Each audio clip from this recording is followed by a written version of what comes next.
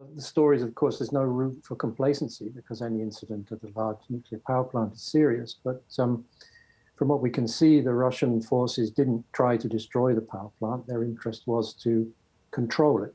So it's clear now that there wasn't an attack on the reactor vessels themselves. What are the concerns now that it is under Russian control? Well, I think you have to see it as part of the unfolding war. Any illusion that Russia might have had that this would be quick is now gone. It's going to be a protracted campaign, and it's going to apparently focus on control of cities. And so Russia will target the supplies of power, of food, of water, of medical services in order to degrade the resistance of the civilian population in those cities. So I think that's the context in which this probably is happening. It's not to destroy these reactors, it is to control them in order to carry out the next phase of the war. And Ian, Ukraine's foreign minister likened an explosion at the plant to 10 Chernobyls. What are your thoughts on that? I mean, first I have to say all solidarity with Ukraine as it's fighting for its independence and for its life in the face of an unprovoked aggression.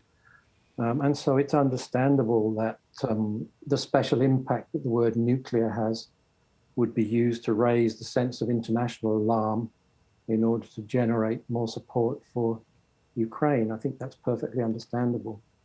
But I think the comparison with Chernobyl is not really very accurate. The Chernobyl reactor vessel was not able to withstand a meltdown, and it was housed in a building that didn't prevent the escape of heat and smoke into the atmosphere, whereas the other reactors are of more modern design and they have other kinds of safety and security measures, but there's no room for complacency. You know, changes were made to nuclear safety and security regulations after 9/11, when the potential risk of attack with a large civilian aircraft was realized. But safety and security provisions are not designed to withstand a military assault in a war situation. So what measures are in place then to keep them safe in these kinds of circumstances? Well, they are part of the international regulations, if you like, both for security in peacetime and also in wartime. There was a discourse on how to ban radiological weapons in the past.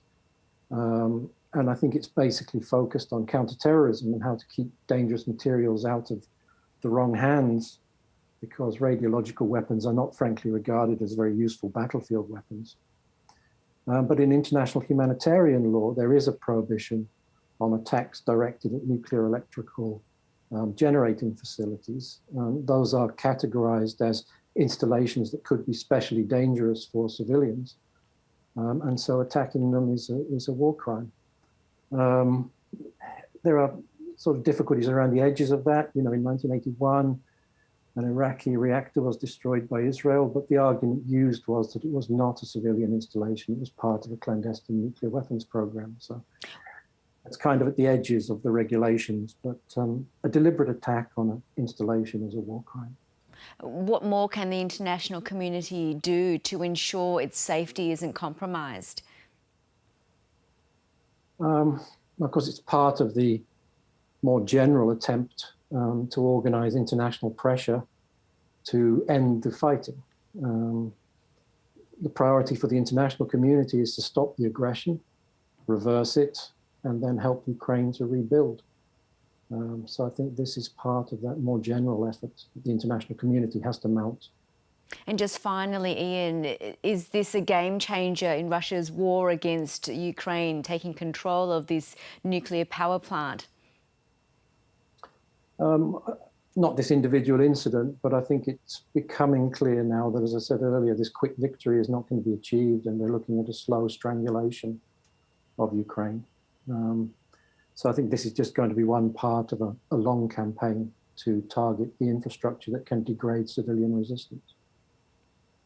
Ian Anthony, thanks for talking to us tonight. Okay.